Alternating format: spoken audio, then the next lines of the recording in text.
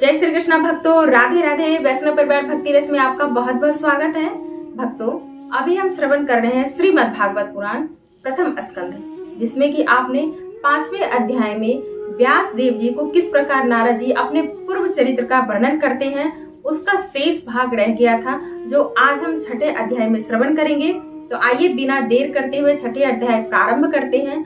और इसे चतुर्मास में श्रवण करना उत्तम माना गया है, क्योंकि नारद जी के पूर्व चरित्र का वर्णन से हमें पता चलता है कि श्रीमद् भागवत पुराण कथा अध्याय का श्रवण करना चतुर्मास में कितना उत्तम माना गया है।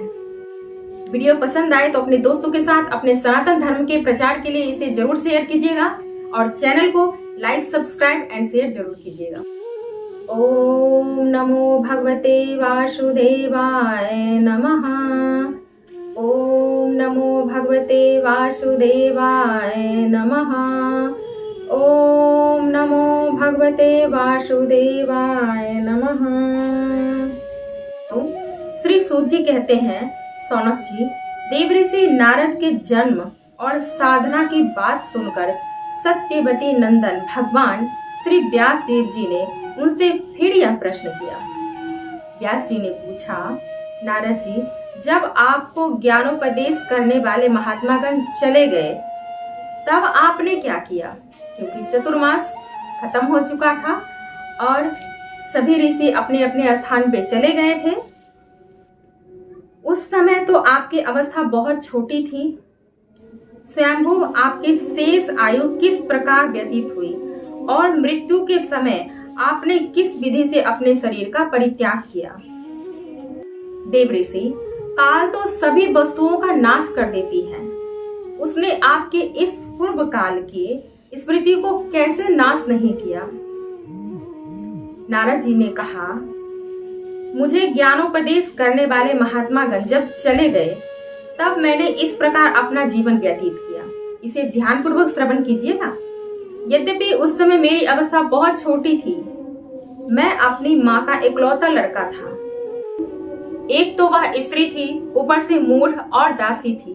मुझे उसके सिवाय कोई सहारा नहीं था।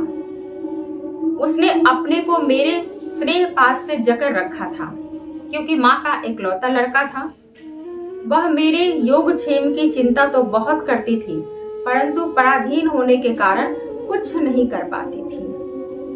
जैसे कठपुतली नाचने वाले की इच्छा के अनुसार ही नाचती है, वैसे ही यह सारा संसार प्रभु के अधीन है। मैं अपनी माँ के स्नेह बंधन में बंधकर उस ब्राह्मण बस्ती में ही रहा। मेरी अवस्था केवल 5 वर्ष की थी। मुझे दिशा, देश और काल के संबंध में कुछ भी ज्ञान नहीं था। एक दिन की बात है, मेरी माँ गौ दूहने के लिए रात के समय घर से बाहर निकली। रास्ते में उसके पैर से सांप छू गया। उसने उस बेचारी को डस लिया। उस सांप का क्या दोष? काल की ऐसी ही प्रेरणा थी। मैंने समझा भक्तों का मंगल चाहने वाले भगवान का यह भी एक अनुग्रह ही है। इसके बाद मैं उत्तर दिशा की ओर चल पड़ा। जब माँ का देहांत हो गया तब नारद ऋषि बहुत छोटे थे, लेकिन वो क्या करते, कोई और सहारा नहीं था, इसलिए वो वहां से उत्तर की दिशा चल दिए। उस ओर मार्ग में मुझे अनेकों धन धान्य से संपन्न देश, नगर, गांव, अहीरों की चलती फिरती बस्तियां, खाने, खेड़े, नदी और पर्वतों की तटवर्ती वाटिकाएं, वन उपवन और रंग बिरंगे, कहीं जंगली वृक्ष थे, कहीं बड़ी बड़ी शाखाएं हाथियों ने तोड़ डाली थी। शीतल जल से भरे हुए जलाशय थे, उनमें देवताओं के काम में आने वाले कमल थे। उन पर पक्षी तरह तरह की बोली बोला करते थे और भौरे मंडरा रहे थे। यह सब देखता हुआ मैं आगे बढ़ा। मैं अकेला ही था। इतना लंबा मार्ग तय करने पर मैंने एक घोर गहन जंगल देखा। उसमें नरकट, बांस, सेंठा, कूस, कीचक आदि खड़े थे। उसकी लंबाई चौड़ाई भी बहुत थी और वह सांप, उल्लू, सियार आदि भयंकर जीवों का घर हो रहा था। देखने में बड़ा भयावह लगता था। चलते चलते मेरा शरीर और इंद्रियां शिथिल हो गई थी। मुझे बड़े जोर की प्यास लगी। भूखा तो था ही, वहां एक नदी मिली। उसके कुंड में मैंने स्नान और जलपान किया, आचमन किया। इससे उनकी थकावट कुछ मिट गई। उस विजन वन में एक पीपल के नीचे आसन लगाकर फिर वो बैठ गए। उन महात्माओं से जैसा मैंने सुना था, हृदय में रहने वाले परमात्मा के उसी स्वरूप का मैं मन ही मन ध्यान करने लगा। जो उन्होंने महात्माओं से सुना था, उन्हीं का वो ध्यान करने लगे। भक्ति भाव से वशीकृत चित्त द्वारा भगवान के चरण कमलों का ध्यान करते ही भगवत प्राप्ति की उत्कट लालसा में मेरे नेत्रों में आंसू छलछला आए और हृदय में धीरे धीरे भगवान प्रकट हो गए। व्यास जी, उस समय प्रेम भाव के अत्यंत उद्रेक से मेरा रोम रोम पुलकित हो उठा। हृदय अत्यंत शांत और शीतल हो गया। उस आनंद की बाढ़ में मैं ऐसा डूब गया कि मुझे अपना और देह वस्तु का तनिक भी भान नहीं रहा। भगवान का वह अवर्चनीय रूप समस्त शोकों का नाश करने वाला था और मन के लिए अत्यंत लुभावना था। सहसा उसे न देख मैं बहुत ही विकल हो गया। अचानक से भगवान का दर्शन हुआ और गायब भी हो गए। ऐसा ही होता है अक्सर भक्तों के साथ। और अनमना सा होकर आसन से उठ खड़ा हुआ। मैंने उस स्वरूप का दर्शन फिर करना चाहा, किंतु मन को हृदय में समाहित करके बार बार दर्शन की चेष्टा करने पर भी मैं उसे नहीं देख पाया। मैं अतृप्त के समान आतुर हो उठा। इस प्रकार निर्जन वन में मुझे प्रयत्न करते देख स्वयं भगवान ने, जो वाणी के विषय नहीं है, बड़ी गंभीर और मधुर वाणी से मेरे शोक को शांत करते हुए कहा। तो देखिए फिर नारद ऋषि को किस प्रकार भगवान शांत करते हैं और कहते हैं, खेद है कि इस जन्म में तुम मेरा दर्शन नहीं कर सकोगे। जिनकी वासनाएं पूर्णतया शांत नहीं हो गई है, उन अध कचरे योगियों को मेरा दर्शन अत्यंत दुर्लभ है। निष्पाप बालक, तुम्हारे हृदय में मुझे प्राप्त करने की लालसा जागृत करने के लिए ही मैंने एक बार तुम्हें अपने स्वरूप की झलक दिखाई है। मुझे प्राप्त करने की आकांक्षा से युक्त साधक धीरे धीरे हृदय संपूर्ण वासनाओं का भली भांति त्याग कर देता है। अल्पकालीन संत सेवा से ही तुम्हारी चित्तवृत्ति मुझ में स्थिर हो गई है। अब तुम इस प्रकृत मलिन शरीर को छोड़कर मेरे पार्षद हो जाओगे। मुझे प्राप्त करने का तुम्हारा यह दृढ़ निश्चय कभी किसी प्रकार नहीं टूटेगा। समस्त सृष्टि का प्रलय हो जाने पर भी मेरी कृपा से तुम्हें मेरी स्मृति बनी रहेगी। आकाश के समान अव्यक्त सर्वशक्तिमान महान परमात्मा इतना कहकर चुप हो रहे। उनकी इस कृपा का अनुभव करके मैंने उन श्रेष्ठों से भी श्रेष्ठतर भगवान को सिर झुकाकर प्रणाम किया। तभी से मैं लज्जा संकोच छोड़कर भगवान के अत्यंत रहस्यमय और मंगलमय मधुर नामों का और लीलाओं का कीर्तन और स्मरण करने लगा। स्पृहा और मद मत्सर मेरे हृदय से पहले ही निवृत्त हो चुके थे। अब मैं आनंद से काल की प्रतीक्षा करता हुआ पृथ्वी पर विचरने लगा। व्यास जी, इस प्रकार भगवान की कृपा से मेरा हृदय शुद्ध हो गया। आसक्ति मिट गई और मैं कृष्ण परायण हो गया।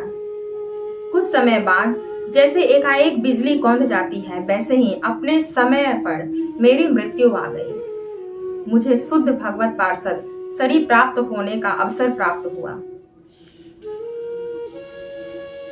5 भौतिक शरीर नष्ट हो गया। कल्प के अंत में जिस समय भगवान नारायण एकार्णव के जल में शयन करते हैं, उस समय उनके हृदय में शयन करने की इच्छा से इस सारी सृष्टि को समेटकर ब्रह्मा जी जब प्रवेश करने लगे, तब उनके श्वास के साथ मैं भी उनके हृदय में प्रवेश कर गया। 1 सहस्त्र चतुर्युगी बीत जाने पर जब ब्रह्मा जागे और उन्होंने सृष्टि की इच्छा की, तब उनकी इंद्रियों से मरीचि आदि ऋषियों के साथ मैं भी प्रकट हुआ। तभी से मैं भगवान की कृपा से वैकुंठ आदि में और तीनों लोक में बाहर और भीतर बिना रोक टोक विचरण किया करता हूँ। मेरे जीवन का व्रत भगवत जन अखंड रूप से चलता रहता है। भगवान की दी हुई इस स्वर ब्रह्म से विभूषित बीना पर तान छोड़कर मैं उनकी लीलाओं का गान करता हुआ सारे संसार में विचरता हूँ। जब मैं उनकी लीलाओं का गान करने लगता हूँ, तब वे प्रभु, जिनके चरण कमल समस्त तीर्थों के उद्गम स्थान हैं और जिनका योगासन मुझे बहुत ही प्रिय लगता है, बुलाए हुए की भांति तुरंत मेरे हृदय में आकर दर्शन देते हैं। जिन लोगों का चित्त निरंतर विषय भोगों की कामना से आतुर हो रहा है, उनके लिए भगवान की लीलाओं का कीर्तन संसार सागर से पार जाने का जहाज है।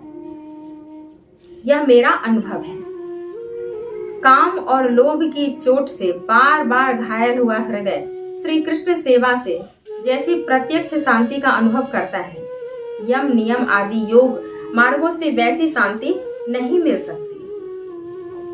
व्यास जी, आप निष्पाप हैं। आपने मुझसे जो कुछ पूछा है वह सब आपने जन्म और साधन का रहस्य तथा आपके आत्मतुष्टि का उपाय मैंने बतला दिया। तब श्री सूत जी कहते हैं, सौनकादि ऋषियों, देव ऋषि नारद से व्यास जी से इस प्रकार कहकर जाने की अनुमति ली और बीना बजाते हुए स्वच्छंद विचरण करने के लिए वे वहां से चल पड़े। आहा, ये देव ऋषि नारद धन्य है, क्योंकि ये सांडपानी भगवान की कीर्ति को अपनी बीना पर गा गा कर स्वयं तो आनंदमय होते ही हैं, साथ साथ इस त्रितप्त जगत को भी आनंदित करते रहते हैं। प्रेम से बोलिए राधे राधे, जय श्री कृष्णा।